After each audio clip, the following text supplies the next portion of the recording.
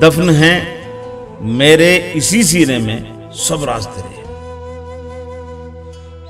दफन है मेरे इसी सीने में सब राज तेरे। अपना खंजर मेरे सीने से जरा धीरे निकाल।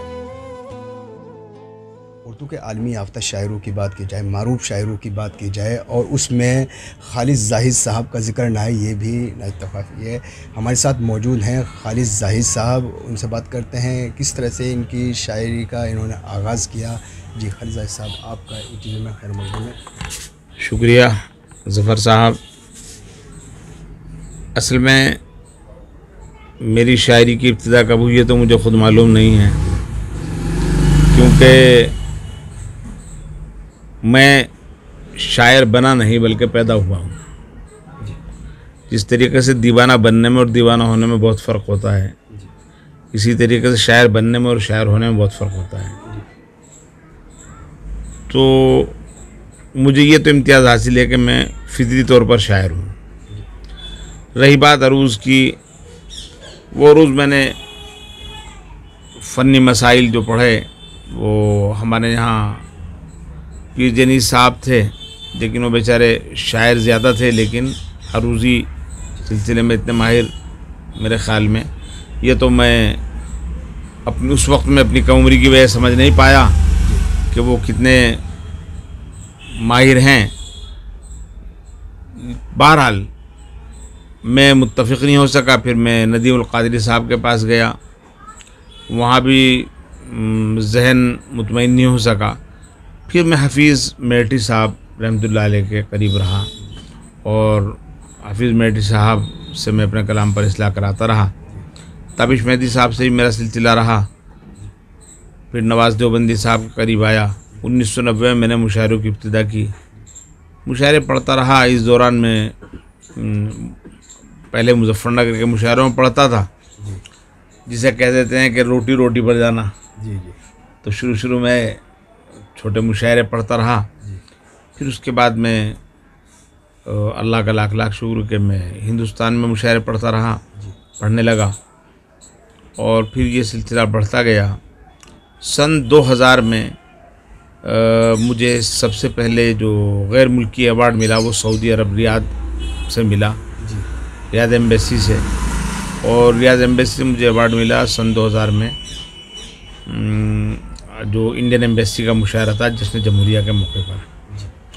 उसके बाद में फिर कई ममालिक का सफ़र हुआ और होता रहा।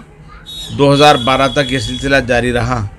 2012 के बाद मैंने मुशायरों में जाना बंद कर दिया, जब कुमरियों की जगह और तूतियों की जगह कव्वों की काएँ शुरू हो गई मुशायरों के अंदर, तो तबीयत उस तरफ से कबीदा खातिर हो गई और मैंने मुशायरों से इज्तिनाब कर लिया।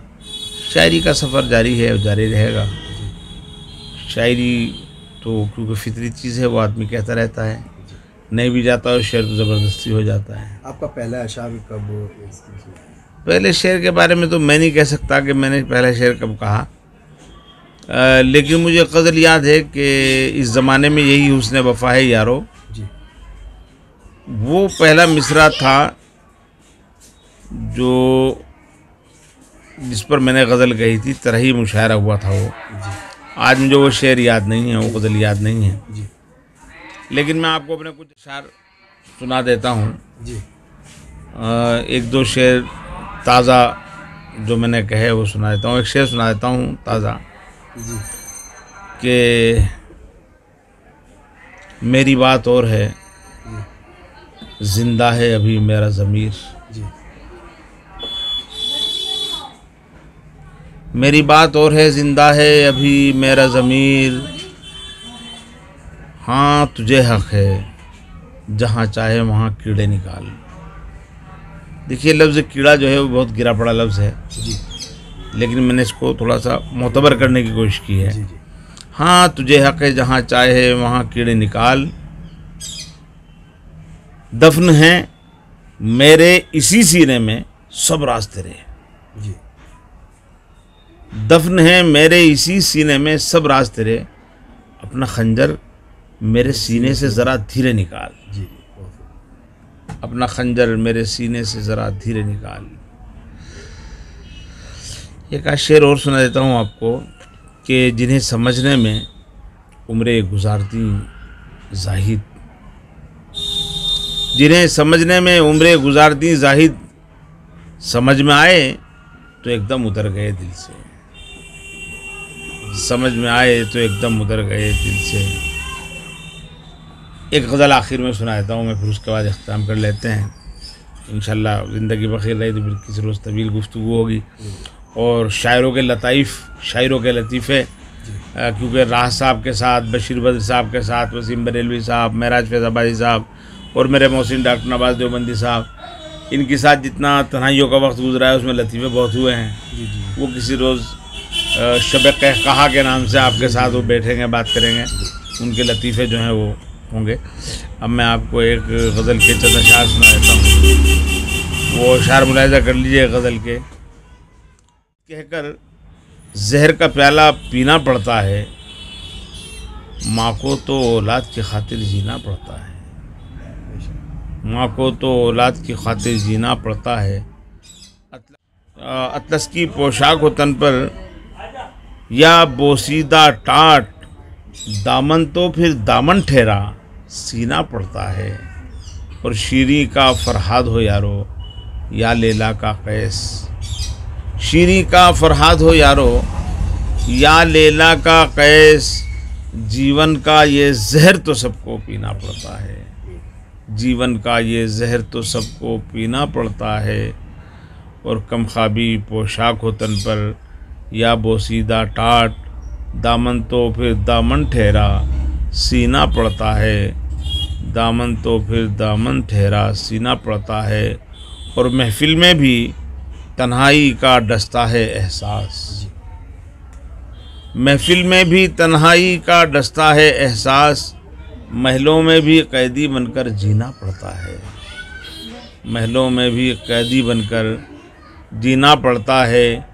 और फ़न में जिद्दोजहद की मुझको देता है तालीम, फ़न में जिद्दोजहद की मुझको देता है तालीम, जाहिद वो जो छत से पहले जीना पड़ता है, जाहिद वो जो छत से पहले जीना पड़ता है। शुक्रिया। अच्छा, अवार्ड के बारे में बात की जाए तो आपको हिंदुस्तान के अलावा एजाज़ात की बात है तो ना सिपासी होगी अपने मुल्क की, और ना कदरी होगी ना शुक्री होगी अगर उसका जिक्र ना किया जाए कि हिंदुस्तान के लोगों ने बहुत ज़्यादा सराहा और यहाँ की हुकूमतों ने बहुत सरपरस्ती की। 2008 में मुझे ministry of railway, Indian ministry of railway की जानिब से पास इशू हुआ सेकंड एसी का ग्रीन कार्ड, और उसमें सेम कंपेनियन। इसके अलावा कई ममालिक का सफ़र हुआ, मुख्तलिफ अवार्ड मिले, लेकिन सबसे अजीम मेरे लिए वही अवार्ड हैं जो मुझे हिंदुस्तान से मिले। इंडियन कल्चर सोसाइटी ने दिया, महाराष्ट्र हुकूमत ने दिया, बेंगलुरु उर्दू एकेडमी ने दिया, मध्य प्रदेश उर्दू एकेडमी ने दिया, बिहार उर्दू एकेडमी ने दिया, कई सूबों की एकेडमीज़ ने अवार्ड से नवाजा।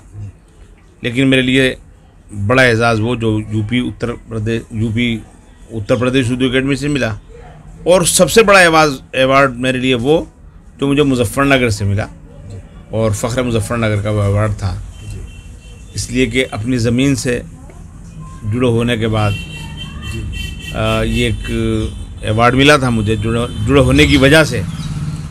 और अल्हम्दुलिल्लाह मुजफ्फरनगर के लोग मुझसे हमेशा मोहब्बत करते रहे, आज भी ऐसी मोहब्बत करते हैं जिस तरीके से पूरे हिंदुस्तान। खालिद साहब ये बताएं कि नौजवान तबका आपकी और जैसे क्या वजहत रही कि आपके? असल में शायरी के दो पहलू होते हैं, एक शायरी होती है इशारों की नाव में, तो एक शायरी होती है बयानिया तौर पर बराह रास्त आवाम से खिताब। मैंने इन दोनों के दरमियान का रास्ता अख्तियार किया। जैसे एक शेर है ना, वो ज़रा सा पहले मिसरे को थोड़ा तब्दील करके सुनाता हूँ कि अब खुल के कहो जो भी तुम्हें कहना है यारो, ये दौरे इशारा तो किनायात नहीं है। तो मैंने थोड़ा सा अपने जो अल्फाज थे उनमें इशारों की जगह बयान को इस्तेमाल किया और खुल करके मैंने कहा। मिसाल के तौर पर मैं आपको एक गज़ल सुना देता हूँ, उसमें आपको इशारा मिल जाएगा कि बड़े साहिब का कहना है कि सब किस्मत से मिलती है। बड़े साहिब का कहना है कि सब किस्मत से मिलती है, मगर मजदूर को रोटी बड़ी मेहनत से मिलती है। और तू दरबारी अमीरों का, मैं एक मजदूर का बेटा, तू दरबारी अमीरों का, मैं एक मजदूर का बेटा, मुझे तो रूखी सूखी भी कड़ी मेहनत से मिलती है। मुझे तो रूखी सूखी भी कड़ी मेहनत से मिलती है। मैं गैरत बेचकर सोने के लुक़मे तो नहीं खाता, मैं गैरत बेचकर सोने के लुक़मे तो नहीं खाता।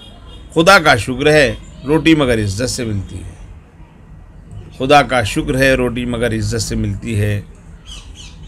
खुदा का शुक्र है रोटी मगर इज्जत से मिलती है। और अमीर शहर के बच्चों को खातिर में नहीं लाता, अमीर शहर के बच्चों को खातिर में नहीं लाता। मेरे बेटे की आदत भी मेरी आदत से मिलती है। मेरे बेटे की आदत भी मेरी आदत से मिलती है। और किसी दुश्मन नहीं जाहिद, मुझे अपनों से ख़तरा है। किसी दुश्मन नहीं जाहिद, मुझे अपनों से ख़तरा है। मेरी तकदीर भी शायद मेरे भारत से मिलती है। मेरी तकदीर भी शायद मेरे भारत से। चंद अशार जो आपको जो दिल को काफ़ी करीब। एक शेर मैं आपको सुनाता हूँ जो माशरे का दर्द है। आखिर में एक मतलब और एक शेर सुना देता हूँ कि जिनकी खुशी की खातिर हमने अपना सब कुर्बान किया, जिनकी खुशी की खातिर मैंने अपना सब कुर्बान किया, उन बेटों का ये कहना है हम पर क्या एहसान किया। उन बेटों का ये कहना है हम पर क्या एहसान किया। और बासी रोटी झूठा सालन देकर भूखे साहिल को, बासी रोटी झूठा सालन देकर भूखे साहिल को, दिल का भिखारी सोच रहा है मैंने बड़ा एहसान किया। दिल का भिखारी सोच रहा है मैंने बड़ा एहसान किया। काफ़ी दर्द है आपके इस शायर। शुक्रिया। ये थे खालिद जाहिद साहब। मैं ज़फ़र इकबाल, ETV भारत, मुजफ्फरनगर।